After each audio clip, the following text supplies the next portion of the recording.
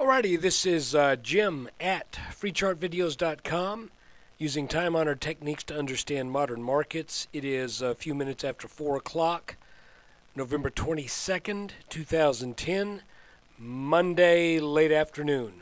And this is the daily S&P 500 technical analysis chart update. And just to remind you, this video is for educational purposes only and is not intended to be any form of investment advice. I can draw lines on charts, but you have to draw your own conclusions from your own due diligence and make investment decisions that are suitable for your financial situation. I'm not a licensed professional, just a guy that draws lines on charts. So let's look at a chart and let's draw some lines. Okay, starting with an hourly chart, excuse me, where each bar is 1 hour of trading. This is just to remind you that the S&P had been in a fairly well-defined channel that broke down early last week. Had hints of it the week before. That would have been, 7, 8 trading days ago. Had hints of that, but it really kind of solidified the breakdown early last week. And when we take a closer look at this, you can see that there was a descending channel that set up for about 7 days. That broke down to the downside. Those who listened to the videos on the 16th and 17th heard me say that it's not unusual when a downward channel breaks out to the downside for prices to pretty easily come back up into that channel. That's kind of a general technical analysis rule of thumb. A downward channel that has a down break can easily get back up into the channel. However, a downward channel that has an up break typically has a hard time falling back into the channel. And as you can see, once we got out over the top of this channel, there was a back test on Friday. We opened pretty strongly today. Actually, the futures look like last night. You can't trust the futures on a Sunday night, but they pointed to an opening around 12:06, 12:07. But all that broke before the open this morning. So it was weakness at the open, dropping back, made another test of this broken resistance line, which now appears to have become support, as we were expecting. Now here's the question. Since we broke the bottom downward channel that had been working for about 9 weeks, I'm expecting this now to be resistance. And I'm, again, we didn't quite get the move today that would have told me for sure we're going to do it, but I'm expecting that this is going to come back and test this line.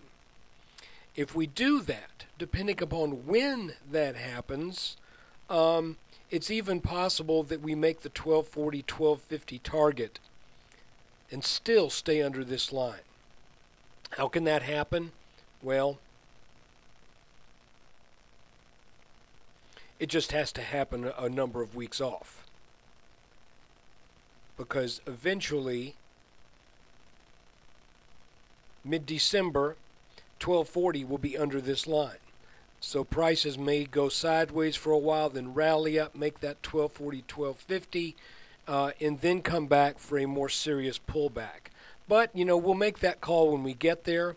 Right now, what we know over the past 2 weeks is that there was a downward channel that suffered some panic selling, and then it recovered into the channel, broke out to the upside, and has now successfully withstood a back test twice. If we zoom in just a little bit more,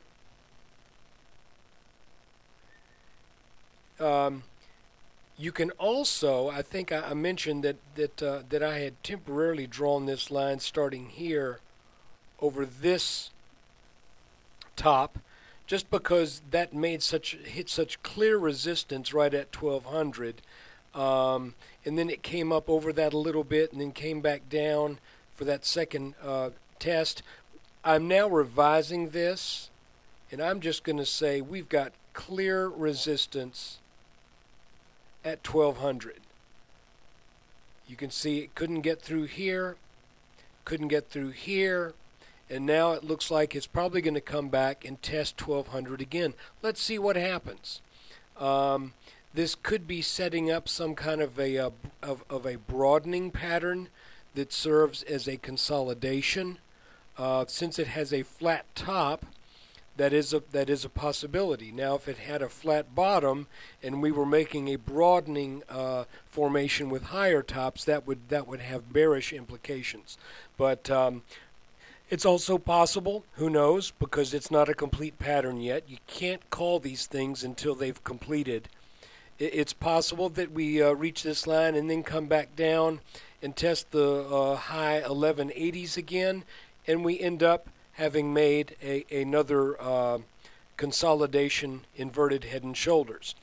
Again, it's too early to make that call. I'm not willing to do that at this point. What I am willing to say, this descending line that's highlighted did turn into support, and 1200 is resistance, and I expect if we get up to test this line that is now highlighted, this rising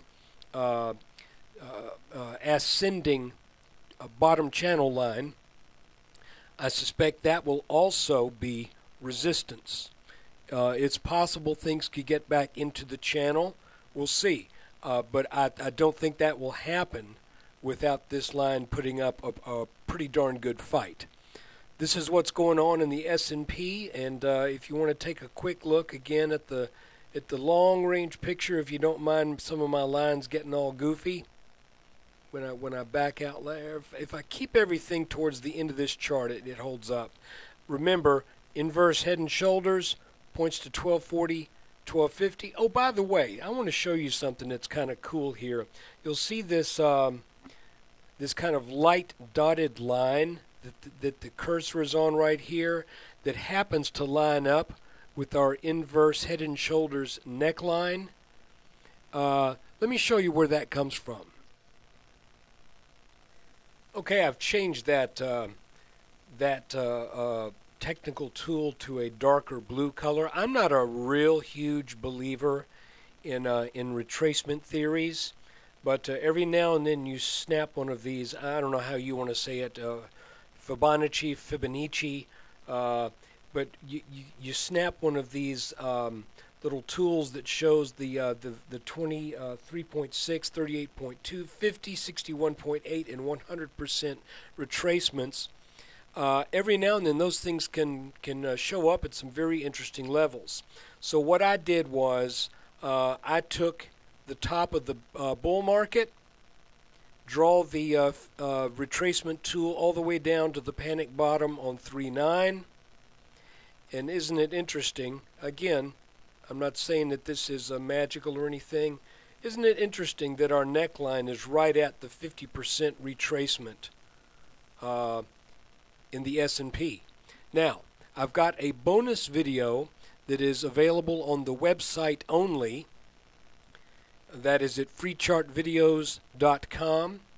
It's in the major. It's actually on the home page.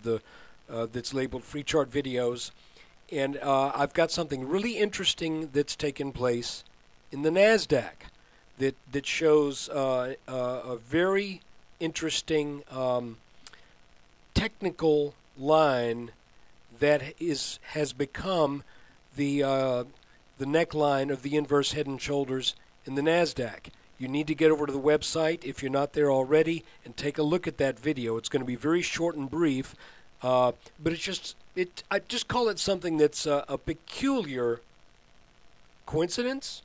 I'm not willing to call it a coincidence. I think there's something very much to it. Look, I hope you guys did well today, and I hope the markets do well for you this week.